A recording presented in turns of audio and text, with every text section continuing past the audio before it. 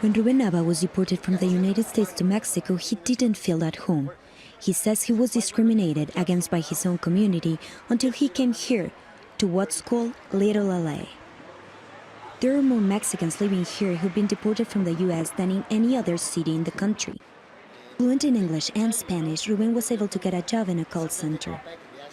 You know, in Little LA, you actually feel at home. Because everywhere you go, you hear people speaking in English or laughing, making jokes, and that's what you're used to. If you go out of here, for example, in the metro, people see you like if you're from out of Earth. In the first 5 months of 2018, the U.S. deported more than 90,000 Mexicans, making them the largest national group to be expelled. Many of the arrivals gather at food stands and barbershops. Some are owned by people who've been deported. Others have been able to find work at English language call centers.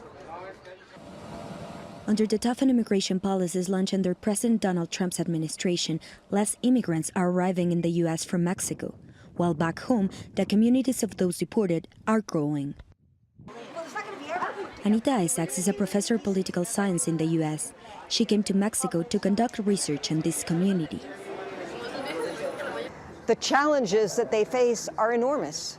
They are psychologically distraught, they are economically destitute, and they are forced to find a way of starting in a place that is not terribly accepting of them. Israel Conchi is the founder of Little LA. After living in Texas without proper documentation for 30 years, he was deported after getting a ticket for driving too fast. Now, he helps Mexican deportees sent back home to get back on their feet. For so many years, like in my case, we lived in the shadows just because we didn't have papers, you know. Many of us, even though we were not born in America, we feel American as well, because that's all we know, but we also feel Mexican. And once you come to Mexico, you fall in love with the country. While the new Mexican government has taken some steps like offering humanitarian visas to address the Central American border crisis, President López Obrador has yet to come up with any concrete plans to help deportees when they return. For many right now, being able to live in Little LA is as good as life can get. Valeria León, TRT World, Mexico City.